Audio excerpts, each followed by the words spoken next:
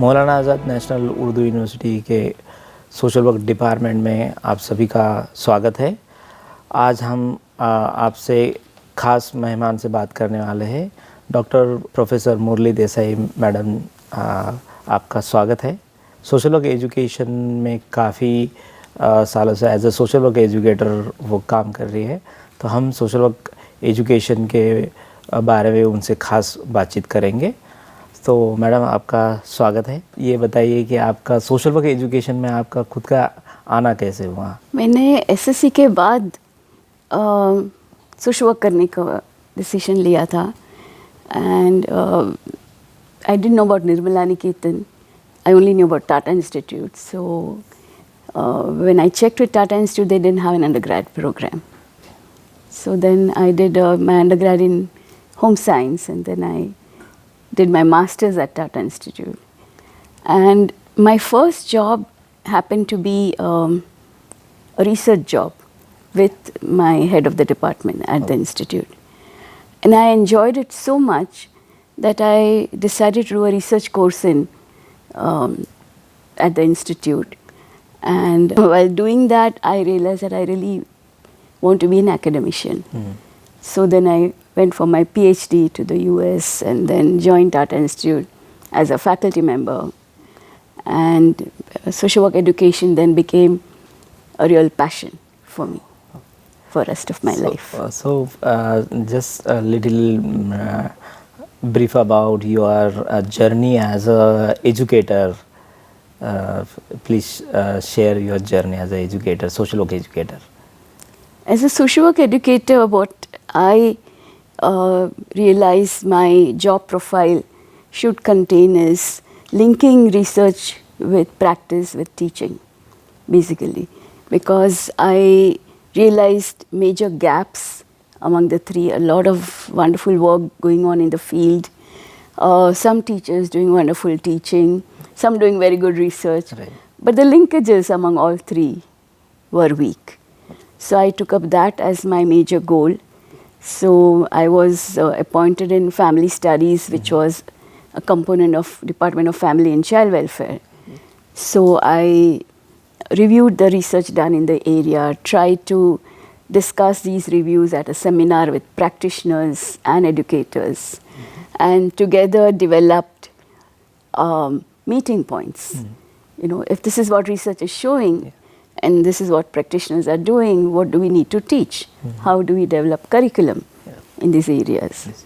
So curriculum planning became my very early assignments, and I carried those out first in the area of family social work, then in social work in general, child-centered social work. So whatever area of work I was doing, whatever course I was teaching, I would do a lot of reading and a lot of rethinking on what is relevant for our students. So then I kept revising the syllabus, and then after some years when I feel satisfied with the work that I've done, I would publish, you know, on that. So to me, the assignment has to have a continuity. I didn't take up any ad hoc projects because a sponsor wanted. If I realized I have to link family studies with family social work, then from research to linking to teaching to practice and then publishing and disseminating, I think made a kind of a cycle complete for a while. It needs to be revived and revised all the time, because we all know that curriculum planning is an ongoing exercise. Yes. What happened at the end of this first cycle, United Nations had proclaimed 1994 as International Year of the Family, and Government of India had identified my unit as the one which has done so much work in this area. So they invited me, Tata Institute, as the host for this celebration of the International Year of the Family, where I was identified as a coordinator. So then we also contributed to policy approaches in family, because all the work that we had done, we had already so much analysis and information ready. So linkages also came with policies. So that added to this whole cycle. And within family social work, I carried this out. And then after some years, I was invited to be in charge of what Tata Institute had developed, a social work education and practice cell, which had the mandate of curriculum planning, teacher training, consultation to schools of social work, etc. Because the head of that cell retired, I was given charge. And when that vacancy was advertised, I applied and I was appointed the head of that cell. So then I got very wide scope of curriculum planning, teacher training in the large field of social work. मुझे ऐसे लगता है कि आपका you have a tremendous experience in curriculum designing. So also you have done PhD from abroad. So what difference you see in the curriculum in India and outside the India? What definitely, we have imported social work curriculum originally from the United States. Clifford Manshaw, the first director who started the Tata Institute, was an American missionary, and he used the syllabus and bibliographies from the US to start the social work program in India. So to start with, yes, it wasn't very difficult. In between also there would be experts invited, faculty members who have studied there would be appointed at the institute. So there was a lot of importation of American social work at the Tata Institute. However, this was a short period. There were subsequently directors, faculty members who kept revising the syllabus, the curriculum, based on the realities in India. And my going to the US, at that time, what was the major difference in our syllabus? I had worked for 4 years in India before I went for my PhD. So the syllabus that I was exposed to as a student, and the syllabus I was exposed to, and the pedagogy exposed to in the US, the major difference was a lot of self-learning by students. I was never taught a course.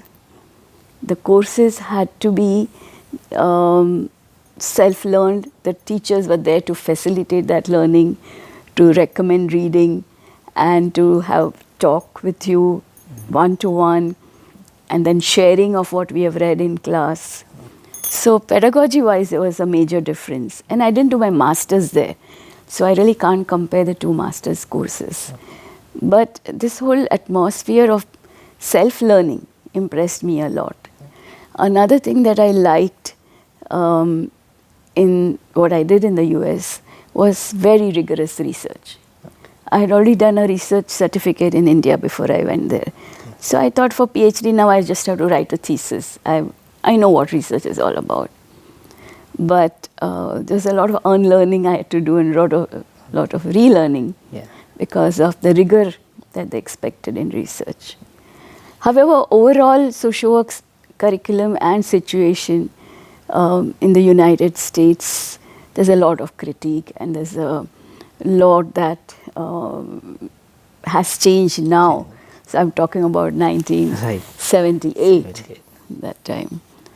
So, and both the worlds have moved away from very traditional social work to more radical social work, and a lot of ideologies have changed all over the world. So today, those differences are very minimum, I would say. Although the self-learning continues there, and we continue to teach here, and linked to method of teaching is a method of assessment. There I never gave any exam. It was all assignments on which we were assessed. Whereas coming back here, I realized exam and a minimum percentage of assessment through exam is important. And I have written a lot about methodology of teaching and assessment and research and all that. I've published a book. And I keep emphasizing that based on the learner outcomes, we need to not only change the method of teaching, it should be method of learning, Yeah. we should also change the method of assessment. Right. Because exam is not the best way to understand how a social worker Yes. is going to be able to work Yes, in the definitely. field.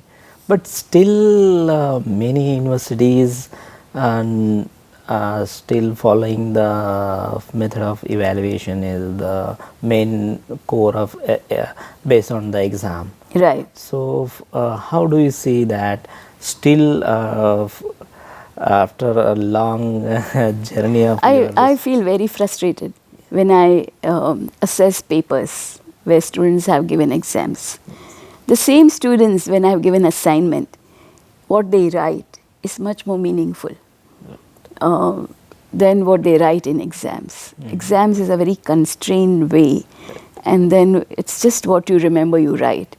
Whereas in assignments, you're given the scope of exploring, understanding, and assignments also require a lot of teachers' work, because then, I expect students to share drafts with me, Right. understand what they are reading, and how they are analyzing, how they are writing.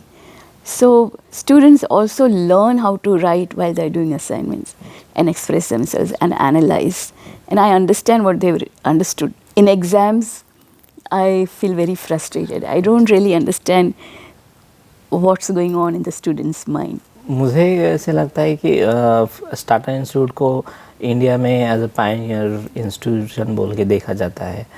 तो Tata institute ने lead लेकर सारे social work institutions को एक धागे में जोड़ने का, specifically on curriculum, evaluation, teaching, ऐसा कहीं एफर्ट्स या कोशिश किया है, या फिर किया है तो कुछ फेलियर? बहुत बार किया है, उसी के लिए तो ये सेल बनाया जिसमें मैं बाद में जुड़ गई थी। पहली बात तो ये कि टाटा इंस्टीट्यूट में भी रूल्स थे कि मिनिमम सर्टेन परसेंटेज एग्ज़ाम के होने चाहिए, specially in basic courses. Specializations we were allowed to give 100% assignment, but not in basic courses. So Tata Institute itself didn't believe in different alternate modes of assessment. Then as far as tying the schools of social work together, first of all, when there was no social work education and practice cell for this purpose, also people looked forward to Tata Institute for their syllabus.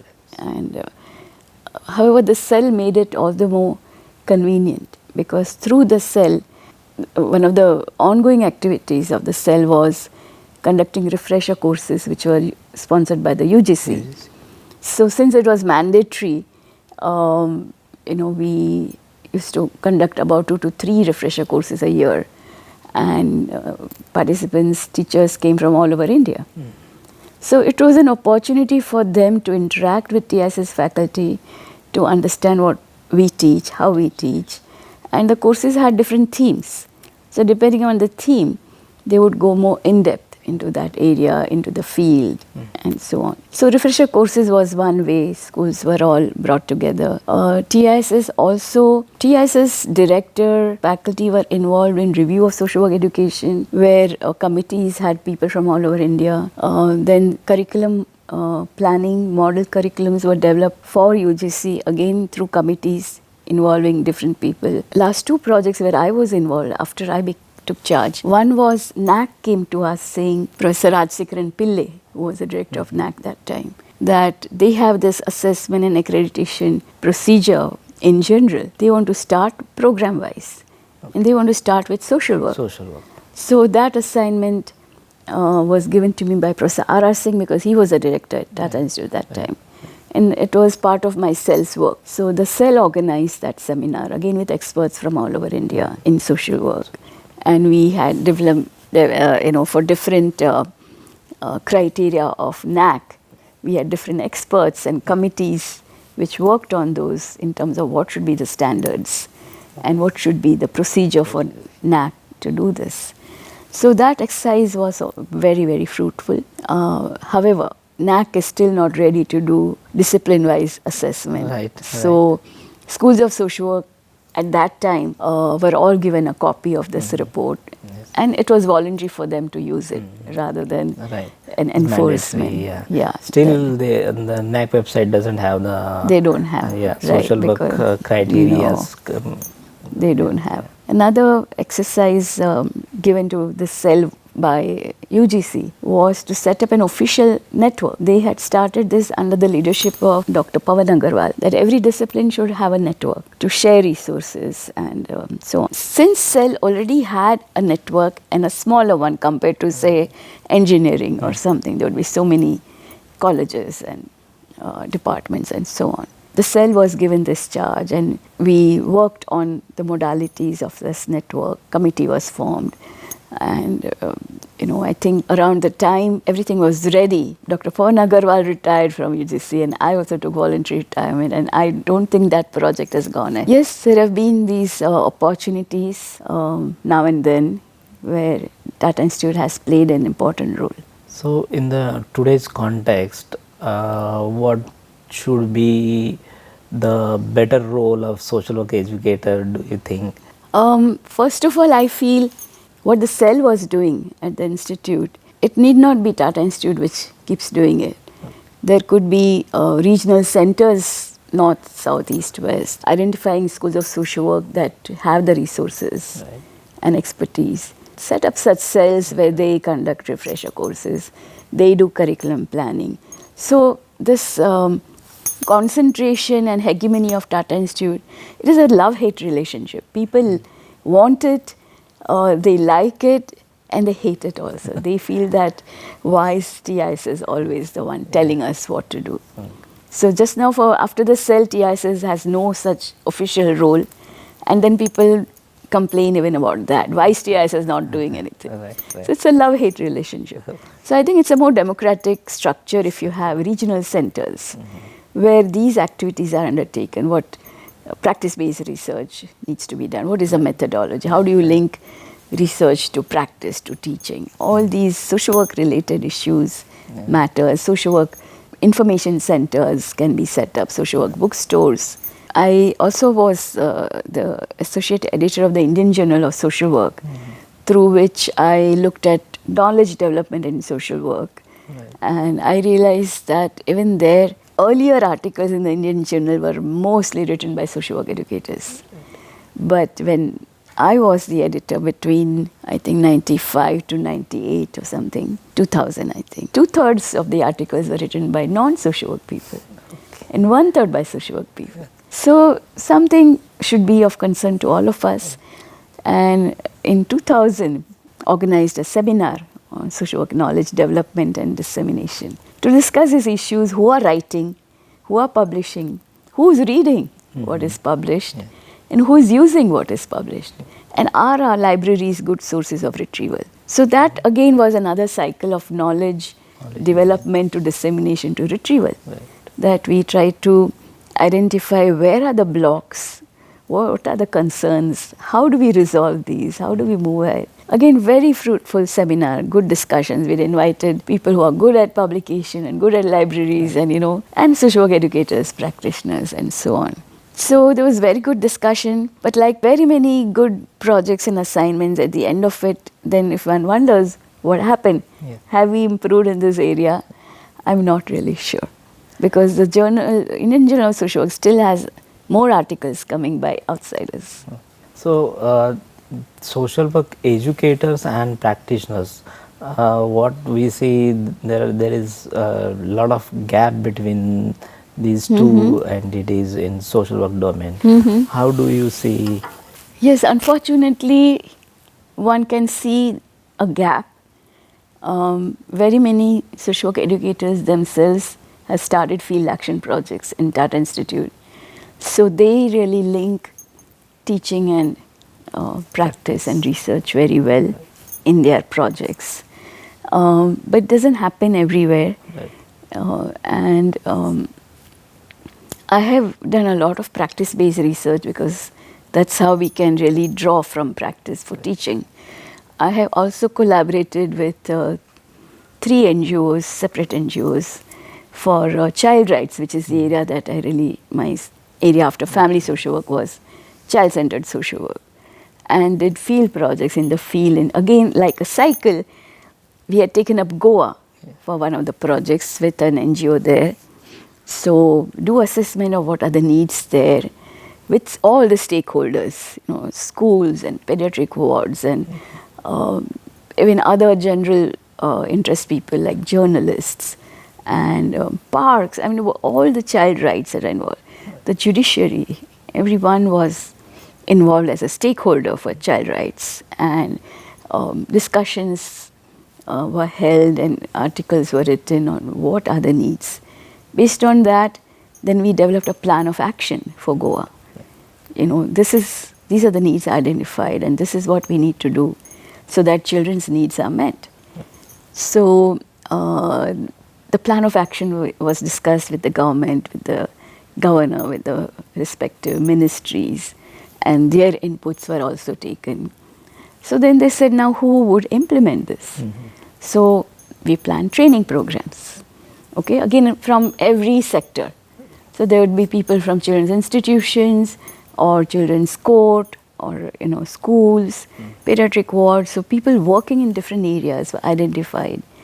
And a law college, Sargaonkar Law College in Goa, was invited to be the collaborator. And I was coordinator of that committee who took up this project. So I would plan everything with the committee and with Sargaonkar College for the training program. And they were given, this training was conducted and they were given certificates so that they can go back and implement. So this also was like a cycle of how one would really integrate or achieve your goals in the field, in collaboration with practitioners and educators. So, but what I do realize is there are gaps in how practitioners perceive collaborative work and how educators perceive collaborative work. I had done similar projects with 2 other NGOs, which I'm taking only this as an example. Educators believe that you need to cite sources. You can't just make statements. You either have a research, right, which you can say data, this is what we collected, or you say who collected, yes, right? Practitioners don't feel the need to cite the source. They say, we have seen this in the field, right, so we want to write. Right. The academician doesn't agree with that, right, logic. Right. Practitioners also feel this is our work. Teachers only talk, but it's our work which is being appropriated by the educators. So these perceptions become an obstacle in the collaborative assignments, although there is no need if there are very clear ethics of writing and collaborating and so on. So, but yet every time we had very fruitful outcome of these collaborations, but there are always these perceptions that kept coming in the way that require some more training or understanding and so on. One last question. Your message for today's social work educators? There's so much that has been done, but so much remains to be done. And I feel if social work educators can promote strengthening systems, like I said, these regional centers, promote systems that are sustainable. Just one institute doing something is not going to work. But we need these regional centers and systems of these cycles, right? Whether it's knowledge development or whether it's training of social work educators or curriculum planning or whatever, which are these systems that are democratic, that invite suggestions from all, that have committees who will put them together, again send them back for feedback, right, before implementation. I think those efforts will be very highly sustainable than any individual making efforts or individual institution making efforts. A lot of good work is going on, but it doesn't get consolidated unless the systems are strong. So that is my last message. Yeah. Thank you very much, madam. Thank you for inviting me. आज हमने जो professor doctor मुरली Desai madam से जो बातचीत की है, मौलाना आज़ाद national Urdu university के department of social work की तरफ से आपका तहे दिल से शुक्रिया अदा करते हैं और सभी दर्शकों से फिर मुलाकात होगी अगले किसी खास और बातचीत पर. Thank you very much.